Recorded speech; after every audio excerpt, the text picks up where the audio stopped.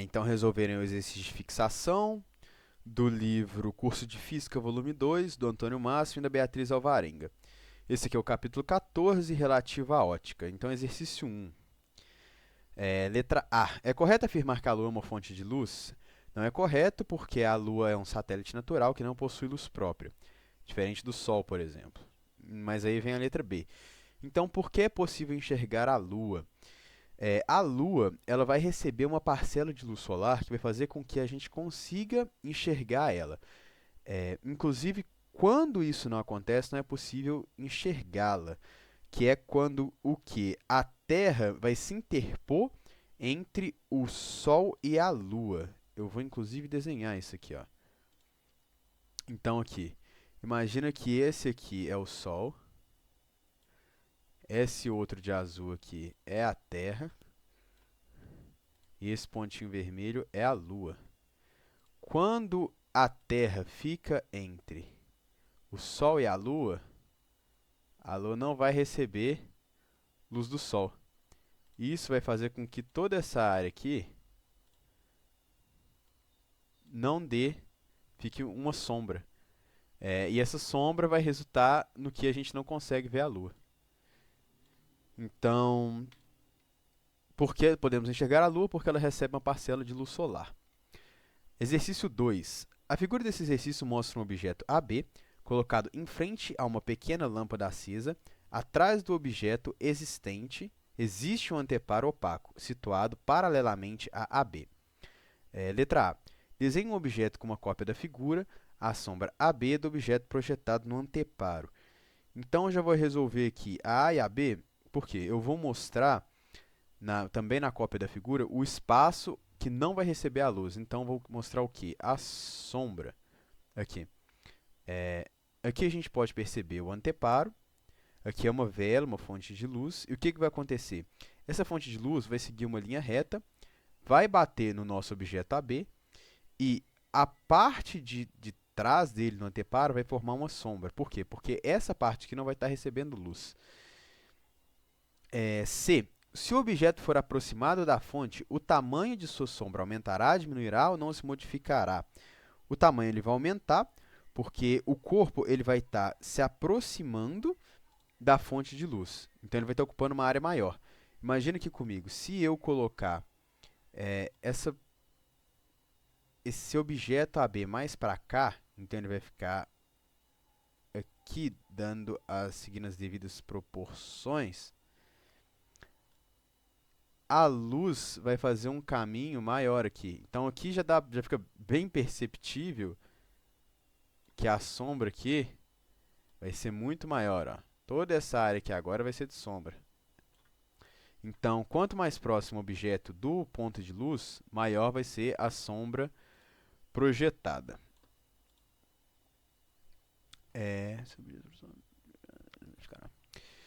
Exercício 3. No exercício anterior, suponha que o objeto permanece na posição mostrada, mas a fonte fosse deslocada para a esquerda, até uma posição muito afastada do objeto. Nessa condição, A. Como seria o feixe de raio luminoso proveniente da fonte que alcança o objeto? O que ia acontecer? A luz ia se dissipar mais, então o que está propondo esse exercício é a gente imaginar que essa fonte de luz aqui fosse mais para cá, e o que ia acontecer? Como ela ia estar mais longe de AB, essa fonte de luz ia poder espalhar mais. Então, a fonte de luz ia dissipar mais, a silhueta de AB também ia ficar mais desfocada, exatamente pelo motivo de que a sombra ia diminuir relativamente bastante. E a B desenha uma cópia na figura, a sombra do objeto sobre o anteparo. Ela é maior ou menor, menor ou igual ao objeto. Aqui eu já até coloquei de azul que ela vai ser maior do que o objeto. E quanto mais próximo, assim como a gente tinha dito anteriormente, essa fonte de luz estiver do objeto, mais perpendicular, assim dizendo, a luz vai se tornar em relação a ele. Então, se essa fonte de luz estivesse aqui, por exemplo, seria mais ou menos do mesmo tamanho, um pouco maior, até porque teria que respeitar também uma questão angular, mas ficaria bem mais próximo do tamanho real do objeto. 4. Duas pequenas fontes luminosas, F1 e F2, estão situadas em frente a um objeto opaco AB, como mostra a figura desse exercício. Lembrando-se da propagação retilínea da luz e considerando os pontos assinalados do anteparo, responda. Quais deles estão recebendo luz das duas fontes? Aqui não tem como desenhar, mas eu vou fazer meio que com o mouse aqui para conseguir ver. Qual deles estão recebendo luz das duas fontes? Os que estão recebendo luz das duas fontes vai ser o P3, e unicamente o P3 que está recebendo aqui luz de F1 passando pelo ponto A e luz de F2 passando pelo ponto B. Quais deles recebem luz apenas de F1? O que vai receber luz apenas de F1 vai ser o P5. Qual deles recebe luz apenas de F2? Vai ser o P1. E quais deles não recebem luz em nenhuma das duas fontes? Vai ser o P2 e o P4, que seria ele como se fossem os pontos cegos, né? 5. O ano-luz é uma unidade de comprimento muito usada na astronomia. O seu valor é igual à distância que a luz percorre no vácuo durante o tempo de um ano. Sabendo-se que em um ano temos 3,2 vezes 10 a 7 segundos, calcule em metros o valor de um ano-luz. Esse exercício vai precisar de um cálculo que é o quê? A velocidade da luz, então 3 vezes 10 oitava, metros por segundo, vezes quantos segundos tem um ano. Então, se a gente fizer 3 vezes 10 oitava vezes 3,2 vezes 10 a sétima, a gente chega em 9,6 vezes 10 a 15 metros, que é o que aproximadamente é um ano-luz em metros. Considere uma estrela situada a 20 anos-luz da Terra. Então, quantos anos-luz dessa estrela gastará para chegar até nós?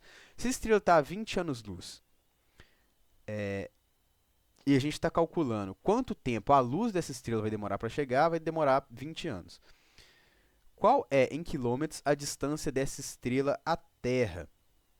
A distância dessa estrela à Terra vai ser de 19,2 vezes 10 a décima, ou 192 vezes 10 a nona. Questão 6. A luz do Sol gasta cerca de 8 minutos para chegar à Terra. Imaginando que o espaço entre o Sol e a Terra fosse totalmente cheio d'água, o tempo que a luz solar gastaria para chegar até nós seria maior, menor ou igual a 8 minutos. Então, o tempo seria maior que 8 minutos, porque 8 minutos é o tempo que gasta para poder chegar em relação ao vácuo. Então, é o tempo que a luz propaga em relação ao vácuo. Assim como dito aqui na página 196, em qualquer outro meio que não vácuo, a luz vai demorar mais para se propagar. Então, dentro da água, ela vai demorar mais para chegar em um ponto do que no vácuo. Então, vamos para a questão 7. Questão 7. Nas figuras apresentadas nessa seção, ou seja, capítulo 14, identifica aquelas nas quais a. Um feixe de luz sofre reflexão especular. Aqui, pelas minhas anotações, vão ser a 14.8, que é essa imagem aqui. Esquema de feixe luminoso sofrendo reflexão ao encontrar uma superfície lisa. Também a 14.12, vamos procurar ela aqui, 14.12. Quando o raio de luz reflete, o ângulo de incidência é igual ao ângulo de reflexão. E a 14.13, que é essa aqui. Para o experimento da seção 14.2, que é o que? A lanterna emitindo a luz em um espelho e ela volta no mesmo ângulo, porque o ângulo de reflexão vai ser igual ao ângulo de incidência, enfim. E a B, um feixe de luz que sofre difusão. Pelas minhas anotações aqui são a 14.9, que é o de baixo aqui, esquema de feixe de luz luminoso, sofrendo reflexão e encontrar uma superfície irregular. Também a 14.10, que é essa daqui, que é o que? Quando a luz bate no livro, vai em várias direções, permitindo com que os bandidos aqui consigam ler o livro.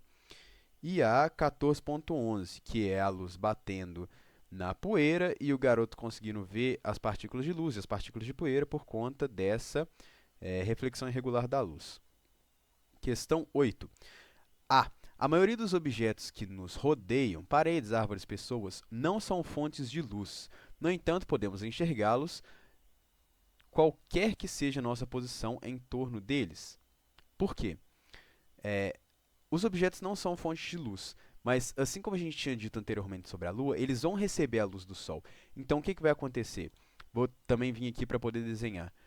Imagina que a gente tem uma maçã aqui, e essa maçã ela vai estar recebendo luz solar.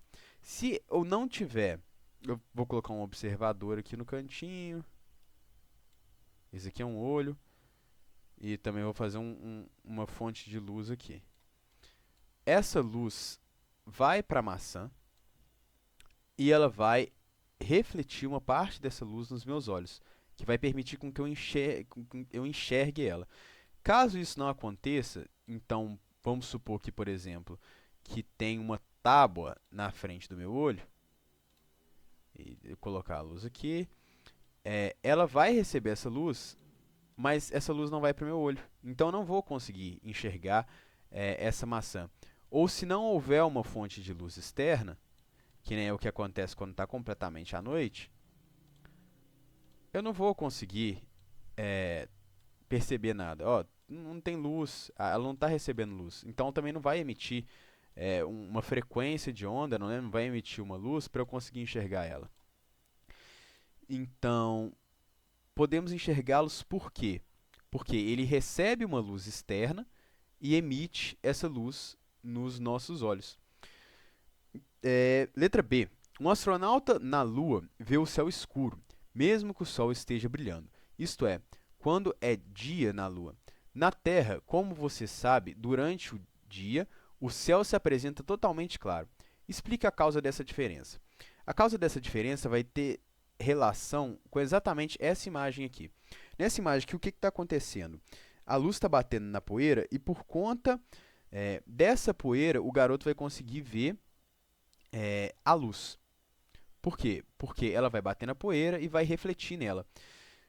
A nossa atmosfera terrestre, ela vai ser cheio meio que dessa poeirinha. Então, imagina que essa bola grande azul aqui é a nossa atmosfera. Essa bola verde aqui é a nossa Terra. E esses pontinhos cinza aqui são um monte de poeirinha, um monte de coisa na atmosfera. A luz vai bater nessa poeirinha e vai fazer o que? Ela vai refletir. Então, a gente consegue ver essa luz no nosso ambiente. O que não vai acontecer com a Lua, porque a Lua ela não tem uma atmosfera. Então, vai ter aqui o satélite, a Lua.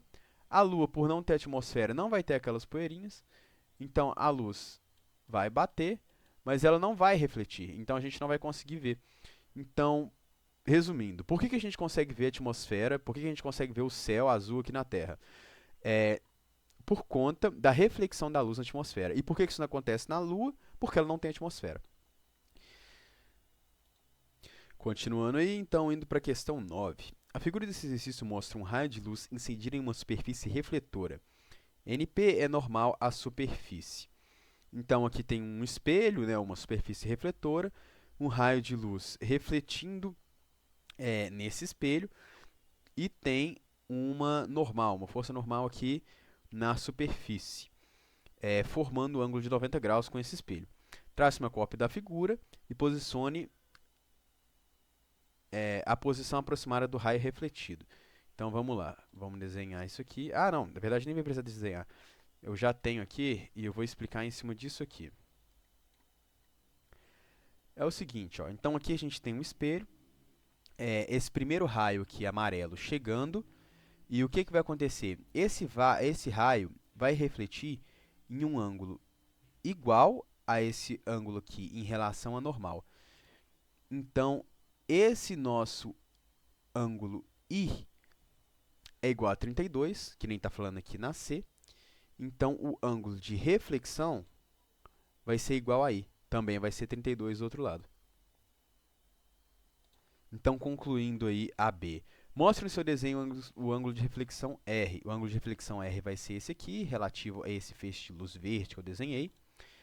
E se eu sei que I é igual a 32, qual vai ser o valor de R? Vai ser igual a I. Questão 10. Considere um raio luminoso que incide sobre uma superfície refletora da maneira indicada na figura deste exercício. Trace uma cópia da figura, a normal a sua superfície no ponto de incidência. Então, dessa vez a gente está falando dessa figura aqui. E o que está acontecendo? Eu já vou, inclusive, explicar essa figura aqui toda antes, porque depois a gente vai resolver todos os exercícios aqui de A a D de uma vezada. O que acontece aqui? Vai ter esse feixe de luz desenhado em amarelo aqui, acho que dá para poder perceber. E o que vai estar acontecendo? Como ele vai estar perpendicular, ou seja, formando um ângulo de 90 graus em relação ao espelho, em relação a essa superfície aqui, ele vai refletir na mesma direção. Então, se ele está indo até esse ponto aqui, que eu vou marcar, deixa eu pensar, com um marronzinho, aqui, ele vai estar voltando aqui também, que é o que está de verde. Por quê? Porque, como a gente tinha dito anteriormente, o ângulo I vai ser igual ao ângulo de reflexão, que vai ser igual aqui, neste caso, a normal, que vai ser igual a zero, porque o ângulo aqui em relação ao normal é zero. Então, todos eles vão estar indo e voltando no mesmo lugar. Então, por conta disso, o nosso pontilhado da normal ficou nesse ponto marrom, que é onde, coincidentemente ou não, a nossa reflexão vai estar, então o nosso feixe de luz refletido vai estar, e é onde o nosso feixe de luz bate, né, primariamente. Então, respondendo, trace uma cópia da figura e é normal de sua superfície no ponto de incidência. Então, aqui o nosso N está feito, é normal. Qual o valor do ângulo de incidência? É zero, porque ele vai estar formando um ângulo de 90 graus aqui com a superfície que ele está batendo. Qual será o valor do ângulo de reflexão? O ângulo de reflexão vai ser igual ao ângulo de incidência, então também zero. E desenhe, então, na cópia da figura, a direção do raio refletido, que é o nosso raio de verde aqui, que vai estar em cima do raio de incidência. Questão 11. Responda as mesmas questões do exercício anterior, considerando agora a figura deste exercício. Aqui fica um pouquinho mais interessante, porque como a superfície está tombada, a gente pode responder de outra forma completamente diferente. Então, a gente traça a normal. A normal vai estar novamente aí, fazendo um ângulo de 90 graus em relação à superfície. Então, aqui tem um ângulo de 90 graus. A questão me dá que eu tenho um ângulo de 40 graus entre a superfície e o início desse feixe de luz. Então, 40 graus aqui. Como a gente sabe que é 90 graus, 40 mais 50 igual a 90. Então, do nosso feixe de luz até a nossa normal tem 50 graus. A reflexão vai ser igual à incidência. Então, incidência igual a reflexão. E todos dois têm 50 graus. Então, respondendo todas as perguntas lá, voltando lá para a gente ler. Trace uma cópia da figura, normal sua superfície, traçado normal aqui em pontilhado cinza. Qual o valor do ângulo de incidência? O valor do ângulo de incidência vai ser 50 graus, que nem a gente calculou aqui. C. Qual será o valor do ângulo de reflexão? É igual ao ângulo de incidência, então também 50 graus. E desenhe, então, na cópia da figura, a direção do raio refletido é o nosso de verde aqui. Então, continuando aí, indo para a questão 12. Suponha que você esteja em frente a um espelho plano, segurando uma pequena lâmpada acesa situada a 50 centímetros do espelho. O que ocorre com o feixe de luz emitido pela lâmpada ao atingir o espelho? Esse feixe de luz vai ser refletido, né? O feixe refletido é convergente ou divergente? Esse feixe de luz vai ser divergente, e eu vou explicar o porquê. Inclusive, eu vou até fazer um desenhozinho aqui, para poder explicar primeiro o que é o convergente. O que é um feixe de luz convergente? É um feixe de luz, ou mais de um feixe de luz, que ele vai convergir, ou seja, eles vão se encontrar em um único ponto. É isso que acontece, por exemplo, com uma lente de óculos. Imagina aqui que tem uma lente de óculos ou uma lupa, que nem em Toy Story. No Toy Story não tem uma cena em que o moleque não queima a testa do Woody com uma lupa? Então, é uma lupa convergente. Por quê? Ele está pegando a luz do ambiente, então ali a luz do sol. E o que essa lente convergente vai fazer? Vai fazer com que todos esses pontos de luz aqui... Eu calculei errado, né? Mas vocês entenderam. Todos esses pontos de luz aqui se encontrem em um único ponto. Ou seja, eles vão convergir em um único ponto. Por isso, inclusive, o nome, né, da lente ou o nome da expressão convergente. Nesse caso do espelho, ele vai ser divergente, porque essa luz vai bater... Inclusive, vou até descer aqui a página para vocês poderem ver o desenho. Essa luz vai bater e vai para outros pontos. Então, divergente. Ao chegar em seus olhos, de que ponto parece estar vindo o flash refletido pelo espelho? E aí entra, pessoal, uma questão muito interessante que é o quê? Imagem virtual. O que é imagem virtual?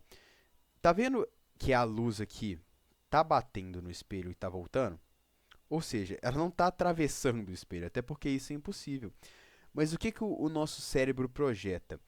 Ele imagina como se essa luz que está saindo aqui, né, está refletindo, tivesse perpendicular a essa direção do espelho. Então ele imagina como se estivesse fazendo isso aqui e estivesse convergindo em um ponto atrás do espelho. Então, respondendo aí a pergunta, ao chegar aos seus olhos, de que ponto parece estar vindo o flash refletido pelo espelho? Parece estar vindo de um ponto atrás do espelho. E aí, o que vai acontecer? Vai estar parecendo também que está vindo de um ponto a mesma distância em relação ao espelho. Então, aqui o meu desenho ficou um pouquinho errado, mas aqui está falando que está a 50 centímetros do espelho. Se a nossa vela aqui está a 50 centímetros do espelho, a nossa imagem virtual vai parecer também que está a 50 centímetros do espelho. Isso aqui vai ser importante principalmente para as próximas questões. Então, o que você vê nesse ponto? Você vê uma fonte de luz. Né? Esse ponto de convergência, essa imagem virtual, você vai ver a fonte de luz, que nem a gente tem aqui a nossa vela. E se a pessoa se aproximar... faça uma figura ilustrando a sua resposta. Então, a nossa figura aqui, inclusive, ilustra todas as outras respostas. Né? O que a gente vai encontrar, de onde está vindo, né? O que o nosso cérebro imagina e tudo. Então, essa figura aqui resume bem essa questão da imagem virtual. Próxima, 13. Uma pessoa está situada a uma distância de 2 metros de um espelho plano. Qual a distância da pessoa à sua imagem? Aí é o que eu tinha falado. Se a pessoa, ou seja, D0, está situada a 2 metros, vou até pegar aqui de novo a caneta aqui para poder desenhar. Então, se a pessoa está a 2 metros do espelho, a imagem dela, a imagem virtual dela, o DI, também vai estar situada a 2 metros, né? Ou pelo menos vai se imaginar que ela está situada a 2 metros. Então, no total, que é a pergunta, se uma pessoa está situada a uma distância de 2 metros do espelho, qual a distância da pessoa da imagem dela, da imagem virtual dela, vai ser o dobro, né? Então, imagina que a gente tem 2 metros aqui, 2 metros aqui, e o total, ou seja, a distância da pessoa da imagem, vai ser 4 metros. Então, aqui na resposta, DO igual a DI, logo 2 metros do espelho mais 2 metros da imagem vão ser 4 metros. Então, tecnicamente, é como se a pessoa estivesse a 4 metros da imagem dela, do espelho. B. Se a pessoa se aproximar do espelho, o tamanho de sua imagem aumentará ou diminuirá ou não variará? Ela não vai variar porque DO igual a DI, que a gente tinha falado aqui em cima. E se DO é igual a DI, então DO menos X, ou seja, onde a pessoa está, vou desenhar aqui mais uma vez, onde a pessoa está. Se ela chegar mais próxima aqui, então a pessoa está aqui nesse ponto inicial, essas duas distâncias são iguais. Se ela chegar mais próxima aqui, a imagem dela também vai estar mais próxima. Então, esse caminhozinho aqui não vai ser só retirado, não vai ser só subtraído do D0. Ela também vai ser subtraído do D0, do DO. Ela também vai ser subtraída do DI, que é a imagem virtual dela. Então, em ambos os casos, a nossa resultante aqui, a nossa distância, então a distância entre esses dois pontos, vai ser o y, né, que eu representei aqui por y. Então, não vai variar, vai permanecer a mesma. 14. A figura desse exercício mostra um espelho plano, E' e os pares de pontos. A', B', C', D'. Entre estes pares de pontos, indique aqueles que podem estar representados um pequeno objeto e sua imagem. Os únicos aqui que vão poder estar acontecendo isso são o A', porque aqui a gente percebe, que nem eu tinha dito anteriormente, que a distância entre os dois é o mesmo. O B aqui está bem menor do que o B', né? A distância do B' até o espelho está bem menor do que a distância do B até o espelho. Como a gente tinha dito anteriormente, isso não é possível. O C ao meu ver, também é possível, porque a distância aqui até o espelho, eu não peguei uma régua e medi, também é uma imagem meramente ilustrativa, né? Mas a distância aqui do céu até o espelho e a distância do selinho até o espelho também é a mesma. E por que, que o dedelinha não é possível? Porque se a imagem tá nessa direção aqui, ou seja, tá um pouquinho mais para a esquerda, não tem como ela no espelho estar um pouquinho mais para a direita. Ela teria que estar reta em relação a esse ponto em que ela se encontra. Acho que ficou claro, né? Ela deveria estar perpendicular aqui.